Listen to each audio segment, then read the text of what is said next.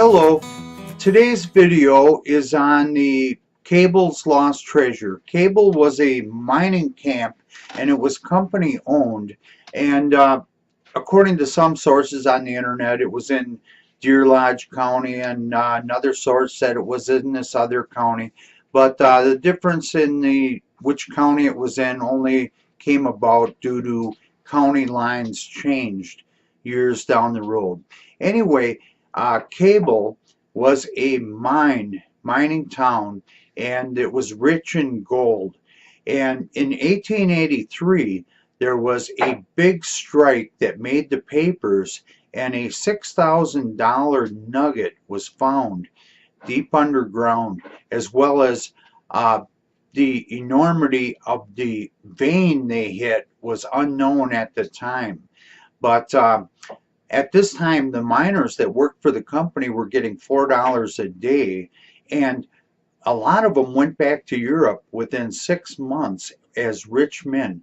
There was that much stealing going on from the mine owners by the miners, and a commonly employed method was they would take a cigar box with them into the mine with their pipe and their tobacco, and they would use their tobacco to cover the nuggets that they were stealing. So when they hit this big vein where they were prying gold out of the vein and out of the rock and ore and smuggling it on out.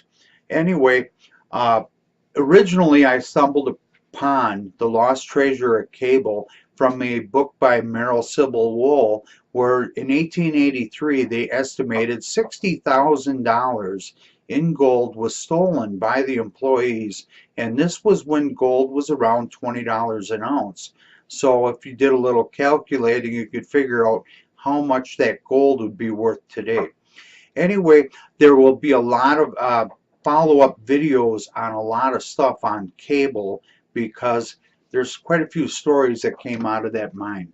So anyway, at 1883, with this rich strike that caused that mine to boom, the owners implemented a new shift policy where the miners had to change clothes go after every shift to prevent and minimize the amount of theft coming out of the mine. So 1883, big discovery, hit a big pocket with a big vein of ore and a $6,000 nugget, and the ground was so rich the miners had to take precautions.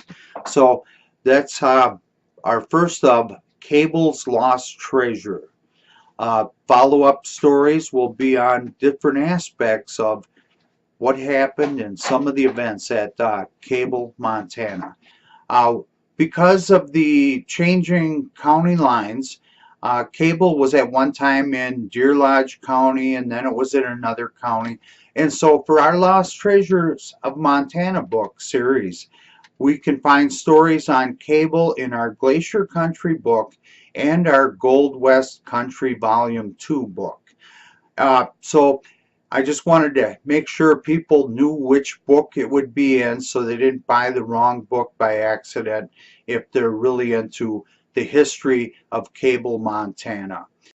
Until next time, have a good day.